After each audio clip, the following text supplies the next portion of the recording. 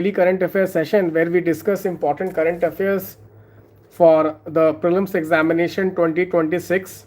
Okay, so let us start our discussion, guys. The very first topic I would like to start from the COP30. Okay, you know, guys, COP30 is going on in Belém in Brazil.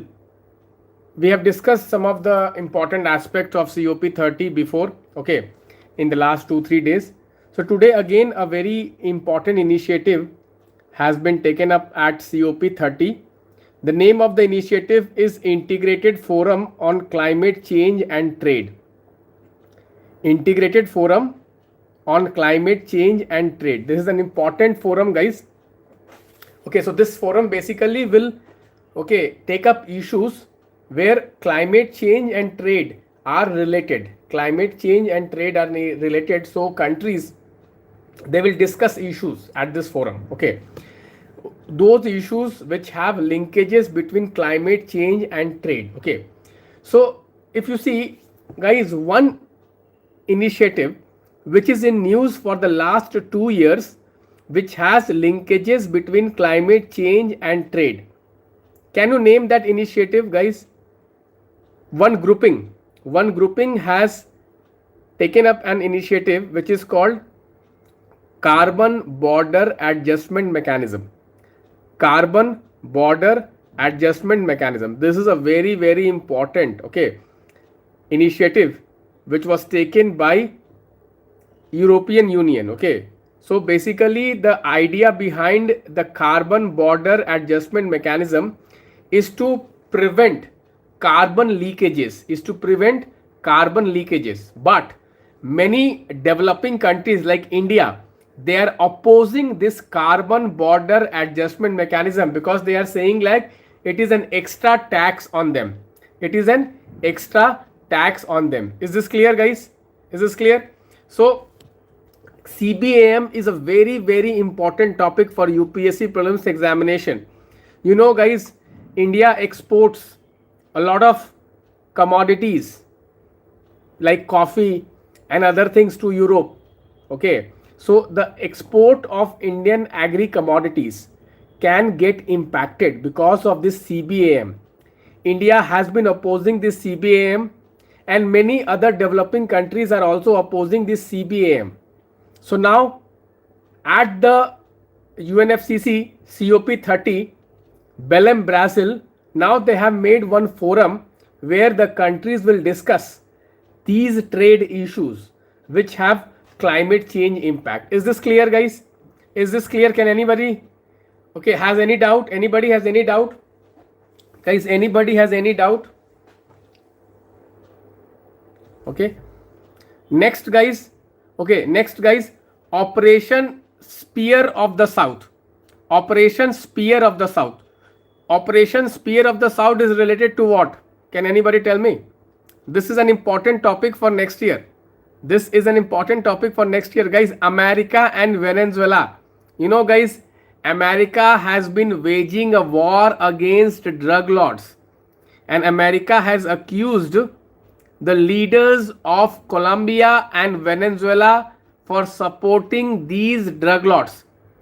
So this campaign or operation which has been started by US Navy and US Armed Forces, the name of the campaign is Spear of the South. But guys, Venezuela has accused America that through this war on drugs, the basic purpose of America is to overthrow the regime which is there in Venezuela. Okay, so Maduro has accused America for creating a kind of a regime change in Venezuela. Okay, so this can be an important topic. You know, guys, Venezuela was asked in UPSC prelims examination 2024. Venezuela is a very important country. The reason is oil reserves. Venezuela has the largest oil reserves. Okay, so this is a very important topic. You should definitely do a mapping of Venezuela. Also, guys, one water body which is in news is the Caribbean Sea. Guys, this operation is happening in the Caribbean Sea. Okay, so If they ask you a question on Caribbean Sea, they will ask you which are the bordering countries of Caribbean Sea. Guys, Caribbean Sea is a sea which is located southeast of the Gulf of Mexico and to the side of Atlantic Ocean. This Caribbean Sea is basically bordered by around 10 countries. Name of these countries are basically Venezuela, Colombia, Panama, Costa Rica, Nicaragua, Guatemala, Honduras, Belize, Cuba, Jamaica, Dominican Republic, and Puerto Rico. These are the countries which border the Caribbean Sea. Again, I repeat: Venezuela, Colombia, Panama, Costa Rica, Nicaragua, Guatemala, Honduras, Belize, Cuba, Jamaica, Dominican Republic, and Puerto Rico. This is very, very important, guys. You know, Gulf of Mexico was also asked by UPSC recently. This entire region is very, very important. It's a favorite topic of UPSC. Multiple times UPSC has been asking questions. Okay, multiple times UPSC has been asking questions on this. Okay, you may expect this. Okay, you may expect this. Let us move on to the next topic, guys. Next topic, Nigeria. You know, guys, Nigeria, particularly the northwestern part of Nigeria, is suffering from the problem of various bandit groups or various kind armed groups. Okay, various armed groups. So now they have abducted the girls. They have abducted the school going girls. You know, guys, 10 years back also they had abducted around 220 girls, and again they have abducted these girls. Okay, so Nigeria is an important topic, guys. Okay, important country. It is the largest and the most populous country in Africa. Nigeria is the most populous country of Africa. It is along the Lake Chad. Okay, Lake Chad. Have you known what is Lake Chad, guys? How many of you know Lake Chad? It is along the Lake Chad. How many countries are along the Lake Chad? Can anybody tell me? How many countries are bordering the Lake Chad? 4 countries are bordering the Lake Chad. Can anybody tell me which are the countries which are bordering the Lake Chad? Guys, Lake Chad. Anyone? Which are the countries? 4 countries. Which are these 4 countries? Lake Chad. How many of you can name them? Which 4 countries border the Lake Chad? Someone is saying Nigeria, Niger, Chad, and Cameroon. Okay, what about others, guys? What about others? Which are the 4 countries? Sirjita Das is saying Niger, Nigeria, Cameroon, Chad. Okay, which are the 4 countries? Very, very important, guys. Lake Chad, you know, one rebel group is famous in Lake Chad or infamous in Lake Chad. What is that rebel group name? Guys, what is the name of the rebel group which is active in the Lake Chad region? Lake is very important, guys. UPSC PYQ 2025 prelims examination. Lakes in Africa. Lakes in Africa, guys, very, very important. Lake Chad can ask, okay, what are the bordering countries of Lake Chad? Guys, can you name that rebel organization? Yes, Neha Kumari, Boko Haram. Boko Haram, guys, Boko Haram. Boko Haram, an important, okay, organization, rebel group, Islamic rebel group. Okay, Boko Haram. Very, very important, guys, Boko Haram. Guys, there are many Islamic rebel groups or armed groups which are active in Africa. Can you name some other, guys? Can you name some other than Boko Haram in other parts of the Africa? Can you name some other groups, guys? Can anybody name other groups? Islamic related, okay. Islamic groups. Can you name some other groups? Al-Shabaab in Somalia, Allied Democratic Forces.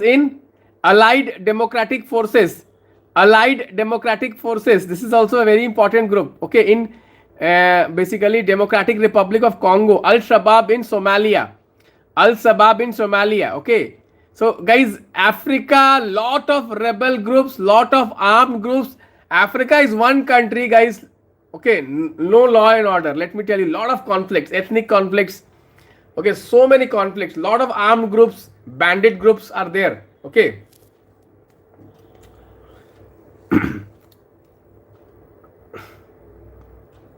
Next, guys, South China Sea heating up, East China Sea heating up, guys. Recently, we have discussed the Senkaku Islands. The Senkaku Islands, guys. China is becoming aggressive, guys. China is getting aggressive. Okay. So now again, guys, Taiwan is distributing, copies to its citizens, that suppose there is a war, how should they react? So Taiwan mapping, very, very important, guys. You know, Taiwan is preparing that in the event of any invasion by China, how are the common citizens of Taiwan, how are they going to react? Okay, so they are distributing pamphlets. They are distributing pamphlets what to do in the event of war. So guys, the situation in the Taiwan and in the region is not very good. Okay, so this entire region is becoming very, very important. This entire region is becoming very, very important. Japan, China, Taiwan. So why is Taiwan, a small country, why it is so important? Can anybody tell me? Why is Taiwan, a small country, it is so important for the world? It is so important for America. Why? Can anybody tell me, guys? Yes, Taiwan produces 80% of all the semiconductors in the world. Okay, semiconductor chips of the world, 80 to 90%. 80 to 90%, guys, semiconductor chips of the world. Taiwan is very important.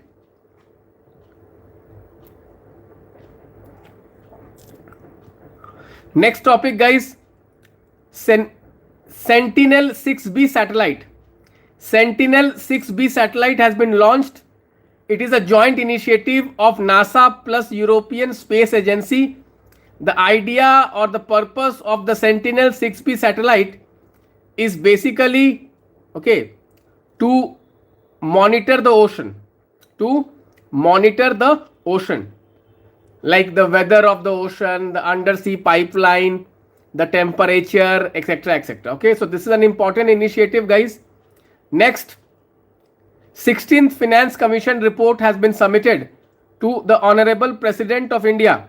Guys, Finance Commission is a very important constitutional body which basically distributes fiscal resources between the center and the state. So guys, this report has been submitted, 16th Finance Commission report. The report will be valid from 1st of April 2026. The report will be valid from 1st of April 2026. Article 280. Article 280, constitutional body. Okay, very, very important. You may expect a question on 16th Finance Commission. What are the recommendations? Okay, so in the coming days, we will discuss the recommendation in detail. So today there was a very short current affairs news on that the report by the 16th Finance Commission has been submitted to the Honorable President of India. So this was the news. So this is an important topic. Okay, this is an important topic. Okay. Next, if we see, guys, India has said that it is going to submit, it is going to submit one report. One report. The name of the report is, let me just tell you, the name of the report is Biennial Transparency Report. Biennial Transparency Report. Can you tell me, guys, Biennial Transparency Report is under which international convention? So guys, it is under the Paris Agreement. In Paris Agreement, guys, there is one framework. The name of the framework is Enhanced Transparency Framework. Enhanced Transparency Framework.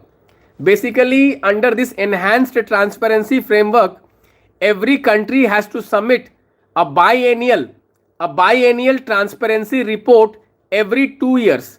Every 2 years, in this report, they have to tell how exactly they are implementing the measures to contain carbon emission, to contain climate change. You know, guys, that every country has to come out with an NDC in every 5 years, and then they have to implement those NDCs. NDCs basically stand for nationally determined contribution. So under this enhanced transparency framework of the Paris Agreement, every country is to come out with this report, the biennial transparency report, where they have to tell what exactly they are doing in order to contain carbon emissions. This is an important topic. This is an important topic. India will be submitting its first biennial report. India will be submitting its first biennial report. Very, very important. Remember, guys, enhanced transparency framework. Enhanced transparency framework is part of the Paris Agreement. Is part of the Paris Agreement. Under Paris Agreement, we have enhanced transparency framework, and under this enhanced transparency framework, every country is supposed to submit this report, biennial transparency report, every 2 years. Every 2 years. This is an important topic, guys. You know, UPSC loves UNFCCC initiatives. UPSC loves Paris Agreement. UPSC question setters, they love the Paris Agreement. Anything related to Paris Agreement, they just love it. And they give the question. They give the questions on these. So anything which is coming related to Paris Agreement, we must be very, very careful. We must read in depth, because Paris Agreement is completing 10 years. Paris Agreement is completing 10 years. So this makes Paris Agreement a very important topic in environment. This makes Paris Agreement a very important topic, guys. Already in 2016, UPSC has asked a question on Paris Agreement. So again, you may expect a question on Paris Agreement, guys. Again, you can expect a question on Paris Agreement, guys. Next, guys. Okay, next, if you see, there is another topic which is in news. Okay, the name of the leader is Batukeshwar Dutt. Guys, today is 18th of November, and 18th of November is the birth anniversary of our freedom fighter Batukeshwar Dutt. Who was Batukeshwar Dutt? Guys, Batukeshwar Dutt was one of the revolutionary leaders who, along with Bhagat Singh, threw two bombs in the Central Assembly. In the Central Assembly to oppose the Public Safety Bill and the Trade Dispute Bill, which were repressive bills brought out by the British India to suppress labor movement in India. So guys, in order to protest against these two bills, which is the Trade Dispute Bill and the Public Safety Bill, these two great revolutionaries, they threw bombs. The idea behind throwing the bomb was not to hurt anyone, but to make the deaf ear, okay, hear. Okay, so they raised the slogan Inqilab Jindabad and Samrajyavad ka ho nash. Okay, so down with the colonialism. Okay, so this is a two slogan they gave. So Batukeshwar Dutt, very, very important, guys. This event is a very, very important event in the freedom struggle. Definitely we should know. Definitely we should know. Very, very important topic for the UPSC prelims examination. Batukeshwar Dutt and, okay, who was there with Batukeshwar Dutt? Who was there with Batukeshwar Dutt, guys? Bhagat Singh. Yes, yes, very good. So these two leaders, very, very important. This is an important topic for UPSC prelims examination. Central Assembly bombings. Central Assembly bombings, an important topic. Okay, so this is an important topic. You can expect a question on that. Okay. Next, guys, if you see, there is one topic. Okay, there is one topic which is in news. Okay. See, UNESCO has come out with recommendations related to neurotechnology. Guys, neurotechnology means what? Neurotechnology is how do we interact with the neural system, okay, in our body. So guys, nowadays it is possible to interact with the neural system in the body, and particularly the brain. okay, particularly the brain, okay, but it has various ethical dimensions, various ethical issues are there. So guys, UNESCO has come out with kind of, okay, do's and don'ts, I must say that, okay. So guys, two initiative here you should know. One is called the US Brain Initiative. US Brain Initiative, which is an America based American government initiative. Other is Neuralink. Guys, Neuralink is an initiative of which organization? Neuralink. One is US Brain.